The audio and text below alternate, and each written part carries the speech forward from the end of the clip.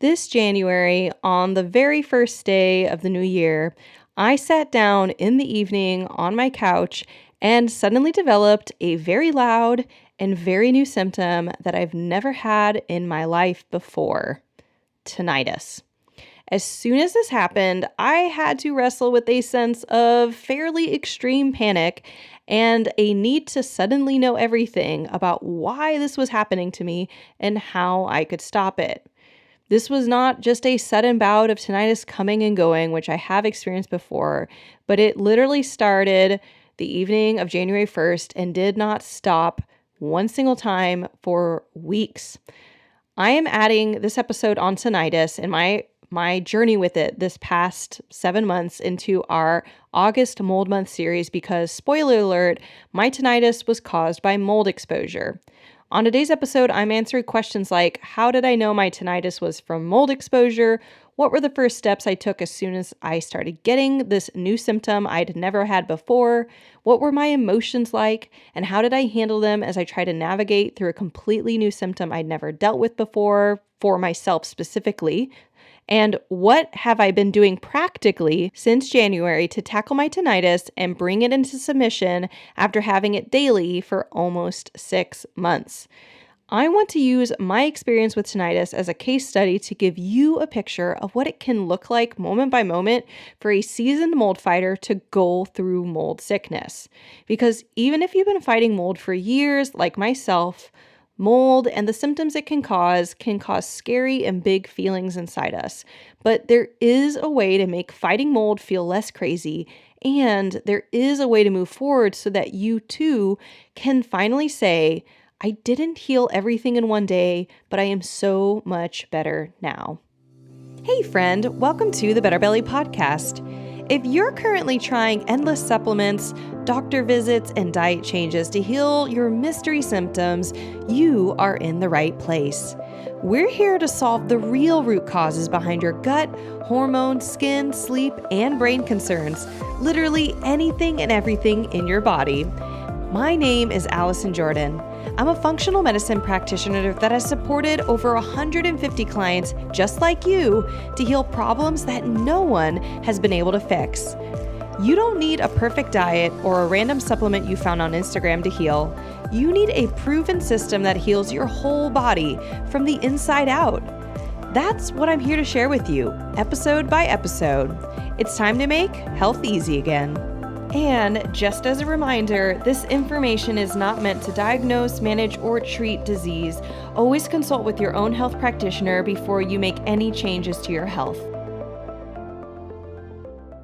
Okie doke. So even if you are listening to this episode and you don't specifically have tinnitus, first off, congratulations, you're listening to it. But second off, this is totally for you. This experience I'm about to share with tinnitus, I am going to be sharing some tinnitus specific things that I was working on or thinking through, but it really just applies to anybody who's going through mold illness, and me talking through internal things I was navigating, my emotions, decisions I had to make, and how I did it so that, it has started January 1st. It's now August. I guess 8 months later, I'm in a much, much better place. But it didn't happen overnight, and it didn't come without a fair amount of tears at different junctions. So let's talk about some more of the background to the story. So prior to January 1st, I had never had a tinnitus thing where I just had it for more than 24 hours. I would have it at most 3 seconds. Tinnitus, boo, and comes out of my ear, and then I'm done. And I just I knew that was normal. At least that's what I've been told. I still believe that is true. And I didn't think too much of it. But when I sat down on my couch the evening of January 1st in my house after visiting with family for 10 days, I got in my right ear this really loud sound that very low, loud, consistent. I could tell was definitely not from my environment. It wasn't in my house somewhere. And it didn't go away, just kept going. And so I had to go to bed with that, only probably had it for an hour or two before it was bedtime. And that first night when I had it, let me tell you, the emotions. I barely slept. I totally was crying. There was a fair amount of panic. And some of the bigness of the emotions was actually coming from the fact that I had one client in particular with who I'd worked with for about a year at one point, several years ago, who had unresolved tinnitus that basically was like to a certain extent driving him mad. Like it was very kind of loud tinnitus. It made it hard for him to hear people. It got worse anytime he listened to music, which he loved music. It really distracted him from life and from being with his kids.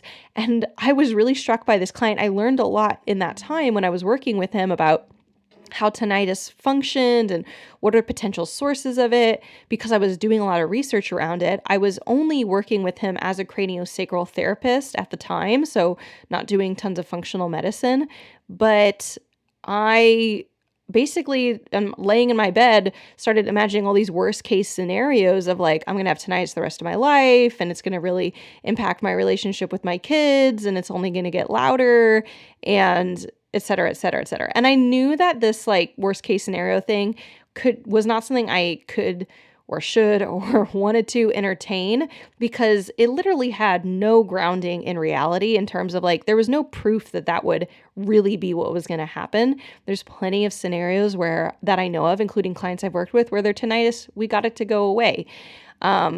But the emotions were real when I was like, why is this happening to me? I'm like a gut health person problem. Like if I get an issue, it's usually in my gut. Why is this thing happening that is super different and far from my normal symptoms? And that was scary. That was just really hard for me. And I think that maybe for you, if you've been going through stuff, like maybe whether it's new symptoms, maybe it's like you've always seen yourself as healthy, but suddenly you have no period, or suddenly you're dealing with infertility, or suddenly your skin hates you, or suddenly you're bloated all the time and it hurts, and in the amount of that you change your diet doesn't help, or whatever it is. Like if you haven't solved, because I've already solved my gut health problems, they don't scare me. They don't frustrate me. I have very little emotional response to them. But because this was new and I hadn't solved it yet, and if that's for you, if you haven't solved a symptom, it can bring up all of these emotions. In that month, the first month, January, I was just on and off, like hopeful that it'd go away. I tried to ignore it. I tried to move forward, and then I'd flip and be like crying and frustrated and like, woe is me. The first thing I needed to do, though, was really just focus my mind. Not saying suppress my emotions. Definitely go back and listen to the previous episode 224 on mold and emotions, if you want to learn more of the techniques that I specifically use and encourage my clients to use.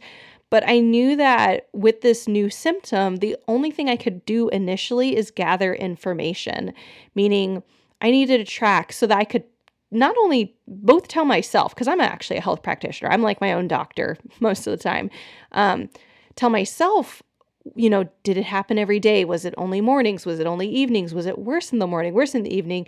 Did loud sounds make it worse? What made it worse? What made it better? What changed it? What patterns could I perceive that could point me to the cause of tinnitus? Because tinnitus has multiple sources, and I needed to be able to eliminate them to figure out what was causing it. Because at this time, I didn't know for sure that it was mold. I knew it was one option, that mold can cause tinnitus. So a really great way to summarize what I knew I had to do was, as my friend Haley Burkhead says, data over drama. I just needed to, while I didn't want to sure, I can hold those emotions and be like, I will create space for them. I also just needed to be live every day, watch, maybe this tinnitus is going to go away in 2 weeks and I'll never know why it was hanging around, and it'll just never come back in my life. That happens. I literally just needed enough time to let my body play out this symptom. And unfortunately, that might sound crazy, but that's actually what we have to do in health.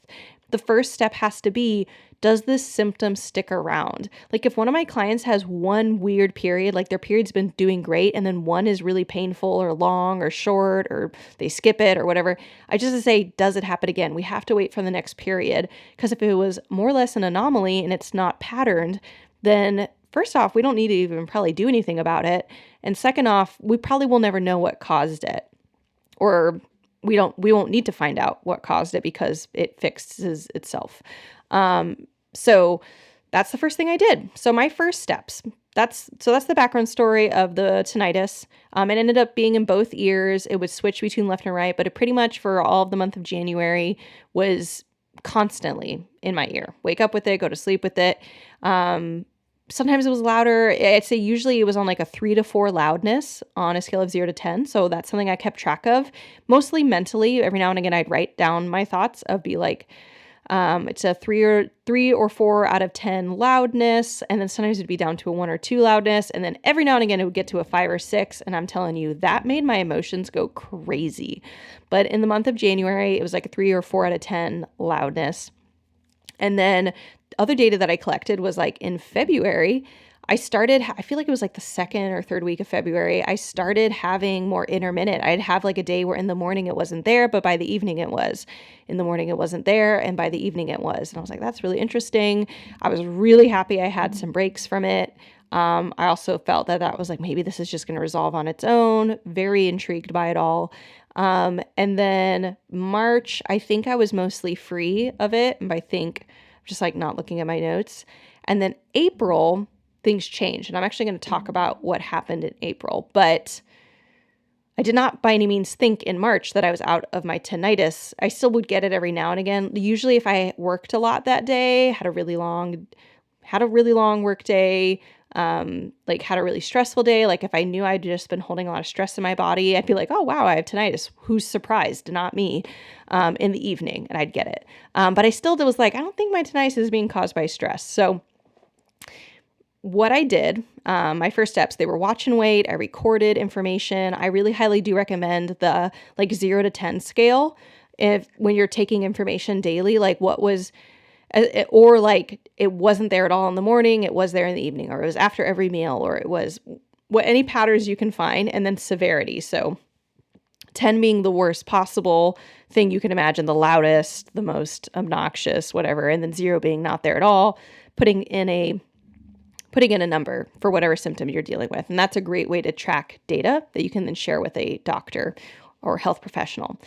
In that time of January, February, March, I was able to rule out, at least with my personal knowledge of tinnitus, I personally ruled out structural source of tinnitus, meaning like head injury or upper cervical spine problem that can cause tinnitus, a thyroid issue, because hypothyroidism can cause tinnitus. And that really left me with mold. Those are not the only two things that can cause tinnitus, but they're widely like, you got structural, and then you have more biochemical like thyroid, and then you have actual hearing loss. But I didn't have hearing loss. So like I hear my ability to pick up sound stayed the same. It's still the same. And so that rules out like maybe I'm just having early onset hearing loss. Not the case. Definitely no hearing damage in terms of like been listening to loud things like construction or music or something. None of that. So not hearing loss, not structural, not thyroid. And the last thing for me in my mind is mold. So I did a tiny bit of research in this like January to March time period to simply just update my brain on like, is there anything else I need to know about tinnitus that I'm just not aware of potential causes or treatments? I did try to minimize doing it because I didn't want to hyperfixate on it until I just had more data of what are my symptoms about to do. And I was really encouraged that they did improve from January to March. I did work also in those early days on some supplements I know are just generally very helpful for me. They help me detox. And I started taking these more aggressively and more regularly than I had been to just see if this like kind of general support of like a detox would make a difference. I didn't find that it did in the short term. It wasn't like if I took it that day, then the tinnitus went down. I do know that the tinnitus reduced from January to March. Maybe some of that was the supplement. I have a theory as to what it is, which I'm going to share with you guys shortly. But the theory I was able to get because I had all the data. So once I gathered enough info, which is basically waiting to see if the tinnitus was going to go away on its own and what its pattern was going to be over months, I now then needed more info. And by the way, guys, if you're having a severe symptom, like ER level symptom, do not wait months. to get it checked out by a doctor. But I am talking about something that's not life-threatening. I did already know doctors don't typically know what to do with tinnitus. They're not super helpful. And so I was like, it's just going to be a waste of time in my mind to go get it checked out because they're probably going to tell me stuff I already know because I already knew it. But if you don't know stuff about your symptoms, if it is very severe, if it feels severe, do go get it checked out because maybe it is severe and you need to get your heart checked or whatever. So do go do that. All right. As a reminder, this podcast is not medical advice. So the next thing I did, once I had all that info, I did a couple things. I created the most cost-friendly plan I could, which is I knew what labs I wanted to confirm that this was mold, and I needed a doctor to order them through so that I could use my cost-sharing health insurance. This is definitely not conventional insurance that you would get through like a employer. I am going to share a podcast episode on cost-sharing health insurances, the one that I recommend people use, and like why, like cost sharing health insurance, interestingly enough, can cover functional medicine, which traditional health insurance does not. So definitely subscribe to this podcast so you can listen to that when that comes out and get notified about it.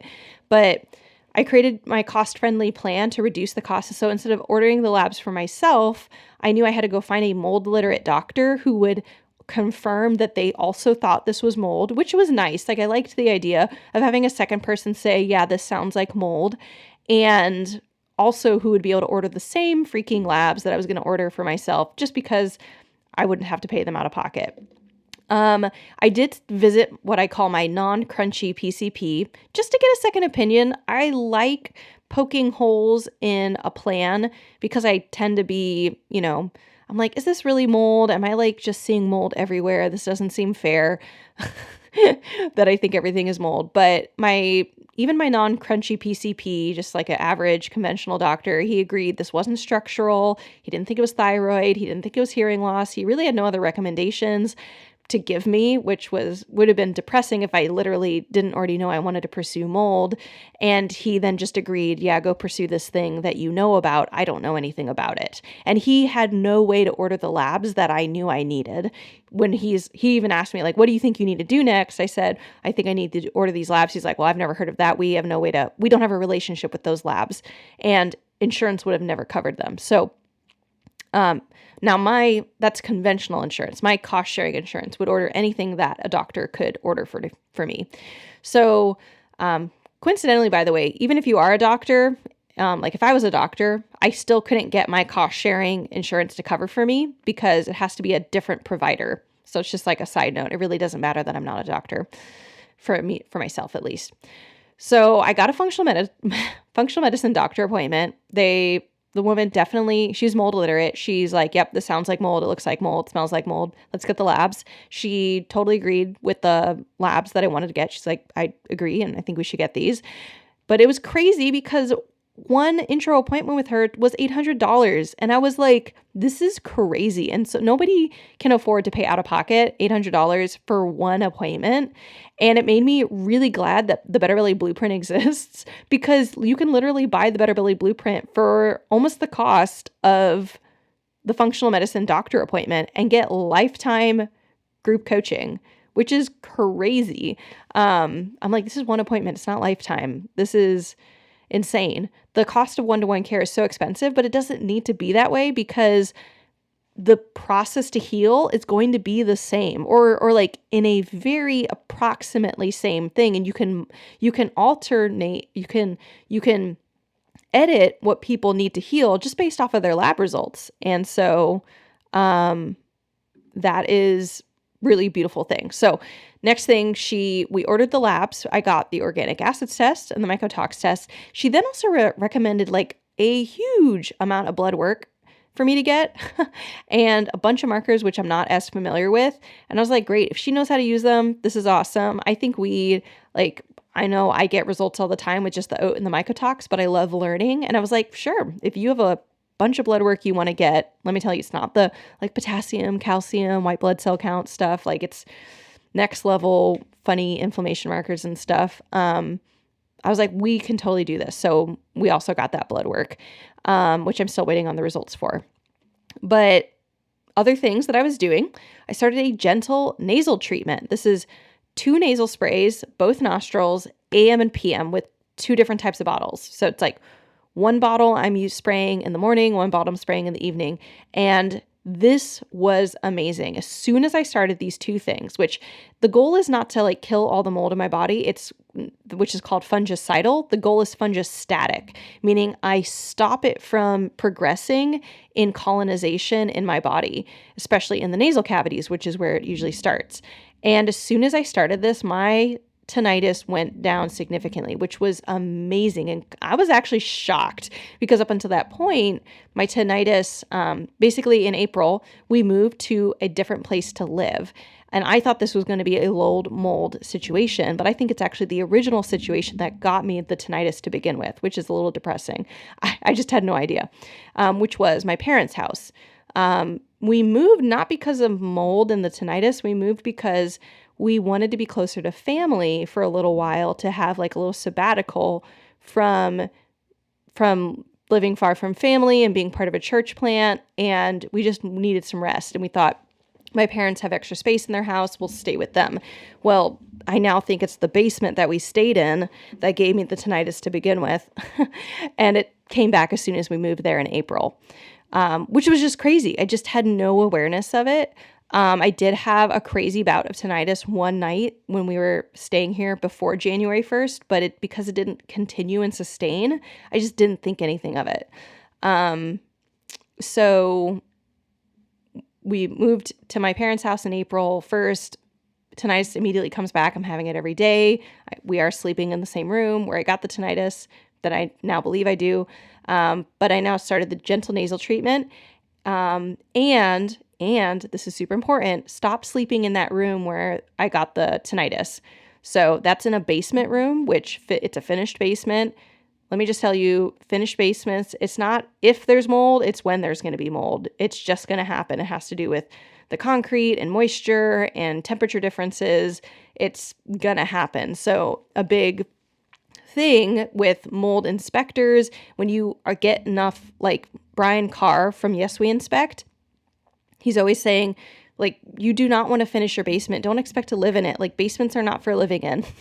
They're not for making look pretty, because something's going to happen. And not even just like a flood. Like, this area is never, like, it has very good drainage. We've never had like this basement flooding. It's just that basements accrue moisture differently because of how the concrete and the ground and all that. So, I just had no idea. I wasn't thinking of it.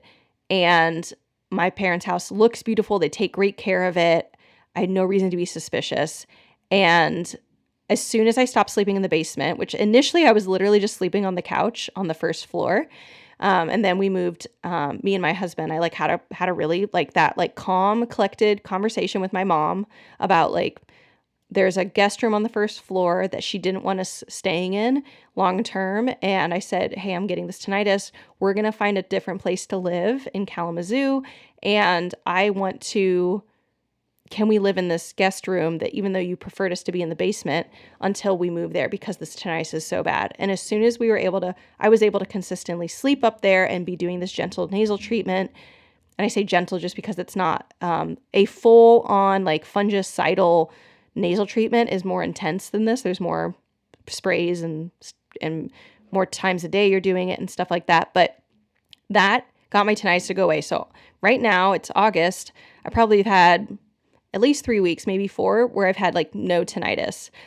And it's been really nice. It'll happen every now and again, like end of day, if I had a long day or if I had to spend time in the basement, which right now I spend time in the basement to record podcasts because it's very quiet. So sometimes I get tinnitus on the days that I record for this. It's because I love you guys and I just accept it. And then other times, I'm down here for like calls, like group coaching calls, because it is the quietest place where I can still get that HIPAA protection where other people can't hear my conversation. So I just know it's a part of the situation I have right now. I've really, really minimized being in the basement, and I also try to minimize being in the house because the whole house also, it'll have it in a higher density in one area where if there's like one spot where the mold's being created, yes, that room is going to be worse, but the HVAC is sending the mold everywhere. So I also try to spend like AM or PM part of the day working out of a coffee shop. And that's another way that I'm like breaking up my exposure on top of the mold treatment plan and taking some generally detoxing supplements. So probably the last thing that I had to do was change our living arrangement plans. So prior to realizing that my tinnitus came back as soon as I stayed in the basement room and that we couldn't stay in my parents' house, I actually had to change our plan. Our plan had been to stay with my parents longer, not because we couldn't afford to live somewhere else, but because we just liked the proximity of living with them. And we even wanted to like go through our next pregnancy there so that they could help while I was going through first trimester, like fatigue and stuff. And so this really changed plans that we couldn't stay here. My parents are not like they're not like, oh my, let's find the source of our mold. Like they're not on board with mold. They're not part of my mold community. That's fine. They don't get it. They do sympathize with me and they want to support me if I feel that there's something wrong, but it's their house. And so I'm not like, you have to change your house. I just say, I'm going to change my relationship with this moldy environment. So I totally cried about this because it was really sad that this was reality. It was also the home I grew up in, and I was like, dang it, I probably had mold exposure my entire childhood. That was a huge, huge mental load to like face. It was very, very intense. And then I also cried because I really felt like I had limited options for where to live next because we didn't want to buy. We didn't want to live like in a small dinky apartment. We wanted to rent somewhere nice. And we were even thinking like maybe something fully furnished so we wouldn't have to buy furniture. We didn't want a big space. It just wasn't clear what we could do. And so I remember literally the day that I realized it was in the house, I cried on the couch. I think I fell asleep, and then I woke up and I pulled up in my phone and I looked through Zillow rentals at just like, what are my options? And immediately, as soon as I found a place that I was really excited to live in, which was like this luxury apartment downtown, I suddenly felt significantly better.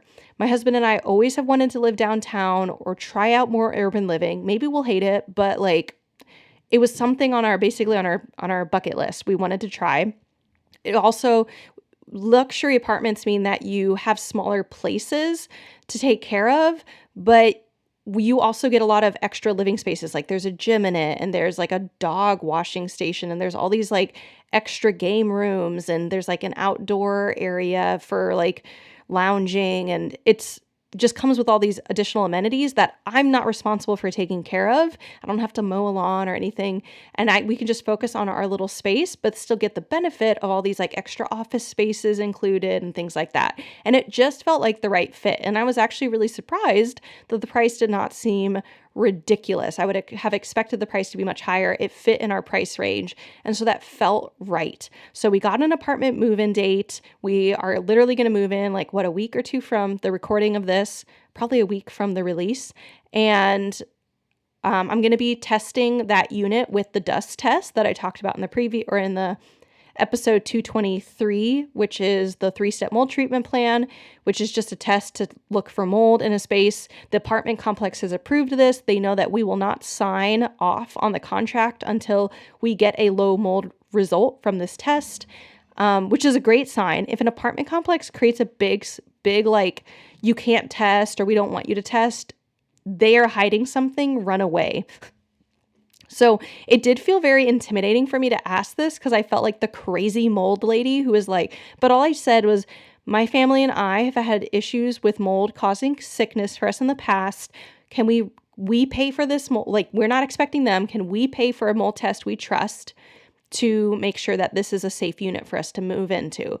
And haven't been able to run it yet because we're waiting for those tenants to get out. So that we can then run the test before they clean the apartment. So it'll be just kind of like whatever's been settling in there for the last year. And we'll get some data. If it's bad, we won't move in, and it'll be sad because we have to wait longer to find another unit that is safe. but we have our plan and we're not going to move into something that isn't safe. Woohoo! So my current symptom state, which I think I've already kind of shared, most days I have very minimal tinnitus, which has been, I mean, compared to how I was feeling in January, it's like night and day. The panic and the fear and the not knowing and the unknown, I didn't know was going to happen, is improved so much. But it took time. It was not like a night, like January 1st, I had a horrible day, and January 2nd, I had everything figured out. It took months to like make plans to leave our house, and we and move into my parents' house. And that actually had, again, like you said, nothing to do with mold. It had everything to do with, we lived 2 hours away from our family and we just wanted to be closer. So funnily enough, and this is just like, I think this is a weird God thing. We like literally had already planned the morning of January 1st that we were going to move in with my parents for 2 months. And January 1st in the evening, we like drove back to our house, and that's when the tinnitus started. Now, I didn't know where it was coming from and why it was happening. And of course, it restarted as soon as we moved into my family's house. But I think it's literally been everything I've needed to even just like, again, process like maybe some of the illness that I was not a healthy middle schooler or high schooler when I lived in this house. Like I had a lot of puffiness in my face, which I didn't perceive it that way. I thought maybe it was fat, but when I look back, I'm like, man, that is inflammation in my face. I had really painful periods. I had acid reflux that started in middle school, and I was on acid reflux medication. I was on anxiety medication and depression medication. Like it was not a good time. And maybe those things like anxiety and depression had nothing to do with the mold, but in my mind, they totally had to do with mold. I was constipated for the first time in my life in middle school and high school, where I would literally tell my dad, like, my tummy hurts, and he's like, works with he's a pediatric surgeon, so he like works with people's bellies all the time, and he pushes around, and he'd be like, oh, you're constipated. I'm like, oh, really? That's what this feels like? This is horrible. And I was taking milk and magnesia to get rid of constipation when I was like 11. And so I look back and I'm like, man, what if mold has been kind of behind the scenes working? I didn't sleep in the same room in this house that in the basement growing up, but it's just circulating in the air. So just like things that I've really processed and been like, I wonder if the Lord is trying to bring to light more information, even just on my own health journey, questions I wasn't asking, and helping me protect my children and the next generation to be more aware of the potential problems of mold so that my daughter doesn't, or other children we might have, won't have these same health problems that I have had. So, that is what I've been doing. I am really excited. Basically, my next steps is just to make sure I'm following the 3-step mold treatment plan that I outlined in episode 223. Step 1, which is preparation, I'm already done that. Step 2 is avoidance. I will be done with that as soon as we move into a low mold apartment. And then step 3 will be a full mold treatment, which I'm going to announce now. This was the plan. If you made it through this podcast episode, you now know that I am actually pregnant as of this recording. I am 8 weeks pregnant. Hopefully we keep the pregnancy.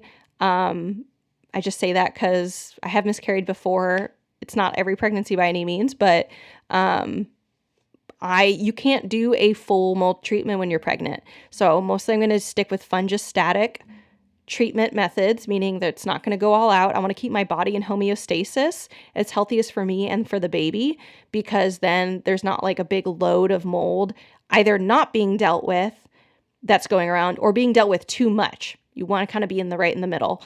I'm already proven that I can live with very minimal symptoms. My, first trimester symptoms have been, I've been dealt with some nausea and some fatigue, but they have not been crazy. I already have assembled my main team who is going to help me with my mold treatment when I'm done being pregnant, which is mainly that functional doctor if I need more lab testing.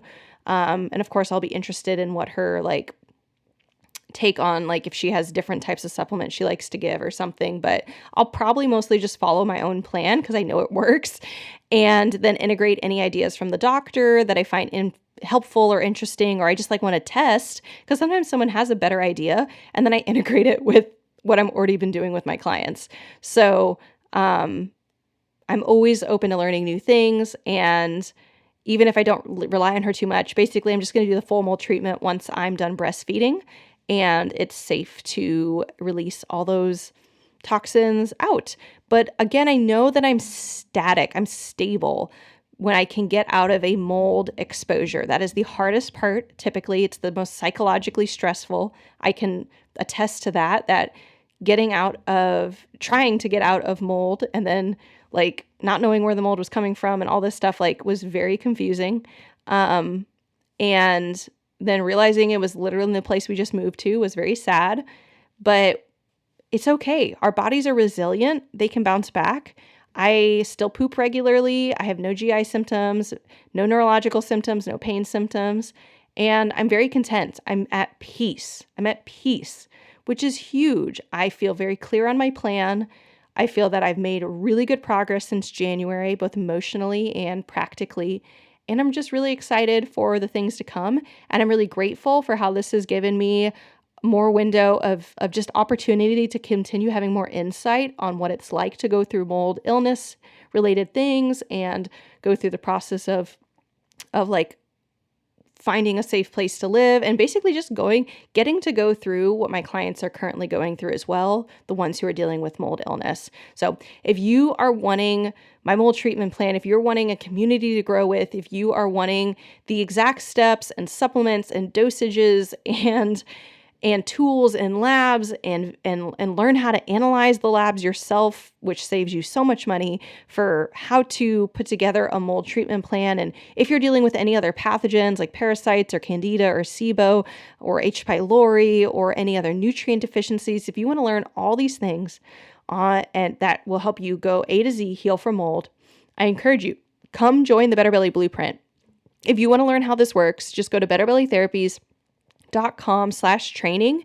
And I have a free micro training. It's literally shorter than your favorite TV show. And it will walk you through how the Better Belly Blueprint process works, what type of symptoms it helps, why it works when other things haven't, and how much it costs, what the investment's like, what are the types of labs we do. It goes through all of that information, and just go to betterbellytherapies.com/training if you want to go watch that and learn more and just make healing from mold easier.